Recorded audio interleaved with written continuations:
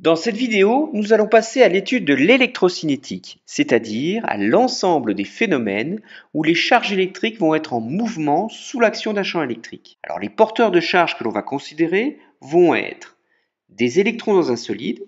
Je vous rappelle que dans un métal, les électrons sont libres, alors que dans un diélectrique, un isolant, ils sont fortement liés au noyau.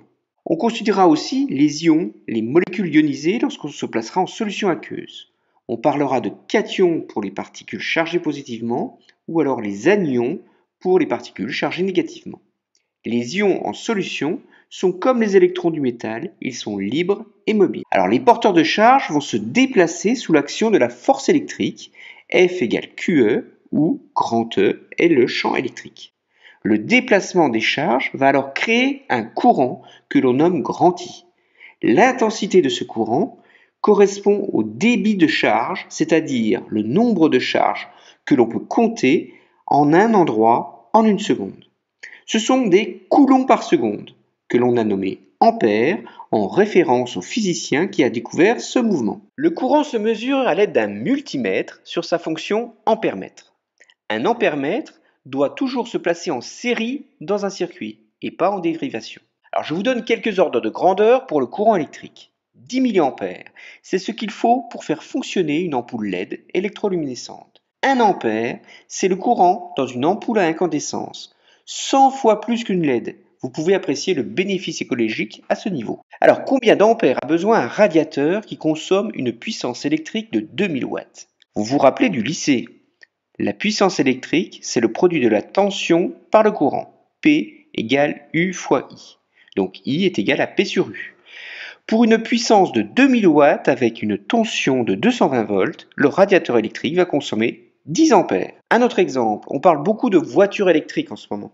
Quelle est l'énergie qui va être facturée par votre fournisseur d'énergie? L'énergie électrique, elle est définie comme la puissance électrique fois le temps. C'est-à-dire, dans le système international, ce sont des joules. Ça équivaut donc à des watts fois des secondes. Donc des kilowattheures, c'est donc homogène à une énergie électrique. C'est ce que l'on achète. Alors on sait qu'une voiture électrique, une petite Zoé, dépense de l'ordre de 20 kWh pour faire 100 km, c'est-à-dire la distance pour aller de Dijon à Besançon. Combien de temps faut-il pour charger la batterie de la Zoé pour avoir une autonomie de 100 km? Actuellement, les batteries acceptent une puissance de 50 kW. Donc 50 divisé par 20, il faut environ 2,5 heures pour charger la voiture pour être autonome sur 100 km. Quel est l'ordre de grandeur du courant utilisé? Il faut une prise spéciale avec une variation de tension de 400 volts. On utilise la même formule que pour le radiateur précédemment, P égale UI, et donc on a besoin de 50 000 divisé par 400, ça fait environ 100 ampères. Et ça sera encore 10 fois plus pour la turbine électrique d'un train. Et vous voyez ce bel éclair sur la place d'Arcy à Dijon? Eh bien c'est plus de 10 000 ampères, 10 kiloampères. Alors on a l'habitude de faire l'analogie du courant électrique avec le courant hydraulique. Le débit d'un robinet, c'est environ un arrosoir par minute, alors que les chutes du Niagara, c'est 2500 mètres cubes d'eau, et pas en une minute, mais uniquement par seconde. Le débit en hydraulique, c'est un volume par unité de temps. Et ce volume, c'est une surface multipliée par une hauteur, le dénivelé. Donc, on peut écrire que le débit, c'est une surface multipliée par le dénivelé sur le temps. dz sur dt. dz sur dt, c'est la vitesse du courant. En électricité, on peut écrire que l'intensité du courant, c'est la variation de charge par unité de temps. Donc, la charge est l'équivalent du volume d'eau et le courant électrique sera l'équivalent du débit. La tension grand U, autrement dit la variation de potentiel, va être l'équivalent du dénivelé de hauteur, la différence delta Z. On a vu que le débit était défini par le produit d'une surface et d'une vitesse. Alors le courant va donc être aussi le produit d'une surface, mais avec quoi? Eh bien, on va introduire ici la densité de courant qui va s'exprimer en ampères par mètre carré. Et cette densité de courant aura une analogie avec la vitesse hydraulique. Nous allons voir maintenant que le courant électrique va dépendre du gradient de potentiel électrique ou encore de ce que l'on nommait en électrostatique le champ électrique. Plaçons-nous à l'échelle locale, à l'échelle microscopique. Si l'on prend un câble de section S, S sera l'aire de la section du câble, en mètres carrés. On va noter J minuscule, la densité de courant. Cela va être un vecteur qui va donner l'orientation du courant et donc va être orienté suivant le vecteur vitesse V. Alors, la densité de courant va être définie par la quantité de charge Q multipliée par la vitesse des porteurs de charge. Alors, regardons comment une charge se déplace dans un métal. Nous l'avons dit, la charge était libre. Libre, oui, mais elle va subir forcément des collisions. Dans un métal, on estime que l'ordre de grandeur du temps entre deux collisions est τ, qui est de l'ordre de 10 à la puissance moins 14 secondes. On peut alors appliquer le principe fondamental de la dynamique aux porteurs de charge pendant cette durée τ. La masse fois l'accélération va être la somme des forces appliquées sur le porteur de charge. Donc l'accélération ici, ça va être la variation de vitesse pendant le temps τ. On va négliger ici le poids, et donc les forces vont se réduire à la force électrique, autrement dit la charge, fois le champ électrique. On a donc une relation entre la vitesse et le champ électrique. La quantité Q τ sur M, on la note mu. Elle représente en fait la mobilité du porteur de charge. Alors comment la vitesse va varier avec le champ électrique? La mobilité sera d'autant plus grande que le temps de collision est long, que la charge est élevée et la masse du porteur de charge sera faible. On peut écrire que la densité de courant est proportionnelle au champ électrique local. Donc la quantité Q fois mu se donne la conductivité, on la note sigma. Alors son unité va être l'ampère par volt et par mètre, que l'on nomme aussi le Siemens par mètre. Alors on peut réécrire l'équation sous la forme E est égal à 1 sur sigma J. On appelle ρ l'inverse de sigma et on retrouve l'équation d'Ohm locale qui est E est égal à ρ fois J. Ρ se nomme la résistivité du matériau. L'unité de ρ va être en volts mètre divisé par des ampères. Vous avez appris la loi d'Ohm pour les corps macroscopiques. Aux bornes de résistance, si on en applique une tension grand U, autrement dit une variation de potentiel V plus moins V moins, alors il circule un courant électrique de la borne positive à la borne négative, c'est-à-dire à l'inverse du mouvement des électrons. La loi d'Ohm s'écrit comme U égale RI. La résistance grand R s'exprime en ohm en hommage au physicien du même nom. L'ohm, c'est donc le volt par mètre. On peut alors exprimer la résistivité, elle s'exprime en ohm fois mètre. Peut-on retrouver la loi d'Ohm pour un câble de longueur grand L et de section S? Oui, le courant I est le produit de la surface et de la densité de courant. Donc S fois grand E divisé par ρ va être égal à S fois la tension divisé par ρ divisé par la longueur du câble. On retrouve que grand R, c'est la résistivité fois la longueur du câble divisé par la section. Et ça, c'est la loi de Pouillet.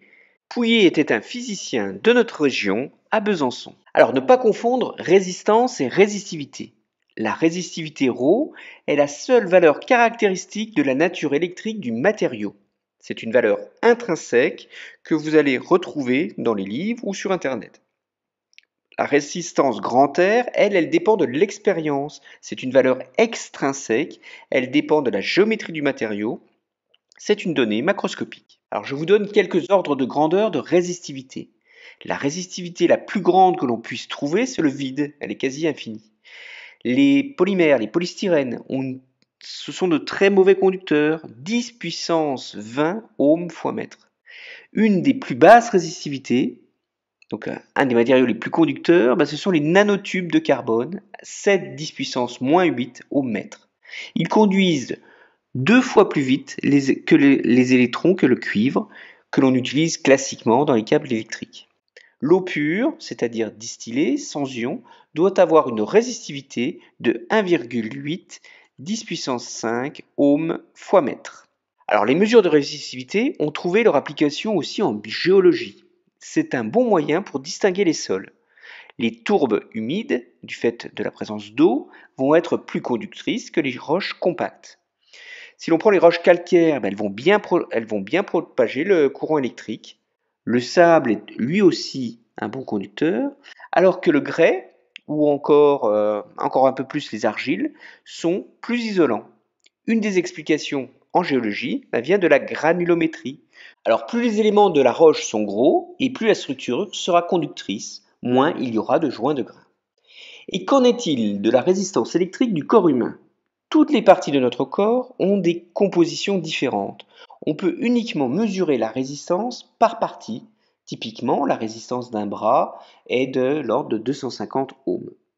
Alors vous voyez ici qu'il y a une légère différence entre les deux bras. Alors une question, est-il droitier ou gaucher? Si on reprend la loi de Pouillet, la résistance sera plus basse si la section est plus grande. Donc le gros bras, le bras utilisé, correspond à la résistance la plus faible, ici 239 ohms. Alors, imaginons que ce bonhomme touche avec sa main droite un potentiel de 220 volts alors qu'il a les deux pieds sur terre. Quel serait le courant qui va le traverser? Alors les porteurs de charge, les électrons chargés négativement, vont du potentiel le plus bas, la Terre, au plus haut, c'est-à-dire la main droite à 220 volts. Ils passent par les deux pieds, puis le tronc et enfin le bras droit. Donc le schéma électrique est équivalent. Nous avons 4 résistances, 2 en parallèle pour les jambes et 2 autres en série. Vous savez depuis le collège que pour 2 résistances mises en parallèle, l'inverse de la résistance équivalente, c'est la somme des inverses des résistances. On va considérer que les deux jambes sont équivalentes, donc RJD et RJG sont égaux. Donc la résistance équivalente des jambes, c'est 1 sur RJ jambes est égal à 2 divisé par RJ jambes. Donc on a la résistance équivalente des deux jambes qui vaut à peu près 103 ohms. Les résistances, après, sont toutes mises en série, donc les résistances, on les ajoute. On ajoute donc 103, 16 et 239. Allez, cela fait de l'ordre de 350 ohms. Alors pour avoir le courant, on applique la loi d'Ohm, U égale LRI, donc I, c'est bien 220 divisé par 350, environ 0,6 ampères. Alors, est-ce que 0,6 ampères est dangereux pour le bonhomme? Eh bien oui, c'est l'arrêt cardiaque. Si on se réfère à la figure, jusqu'à 5 mA, on ressent des picotements. C'est notre seuil de perception. Retenez que le danger apparaît pour une valeur supérieure à 30 mA pendant une durée de 500 millisecondes. Cela correspondrait à une variation de potentiel qui serait de 30 mA fois 350 secondes, c'est-à-dire un peu plus de 10 volts. Donc c'est le courant électrique qui est dangereux. Nous l'avons vu dans le cours d'électrostatique, des variations de potentiel très fortes peuvent exister. S'il n'y a pas beaucoup de charge, alors il n'y a aucun souci. Toute installation électrique doit donc être protégée par des disjoncteurs différentiels. Lorsque les variations de courant dans un circuit sont supérieures à 30 mA, alors le circuit doit être coupé immédiatement. Voilà, nous avons revu brièvement les notions de courant électrique, de tension, de résistance, comment on associait les résistances en série ou en parallèle. Vous avez appris qu'à l'échelle microscopique, on pouvait définir des équations locales, des équations d'Ohm, en faisant apparaître les conductivités et les résistivités. Et nous avons revu que la loi de Pouillet permet d'estimer la résistivité à l'échelle microscopique à partir de la mesure d'une résistance électrique. Merci pour votre attention et à bientôt.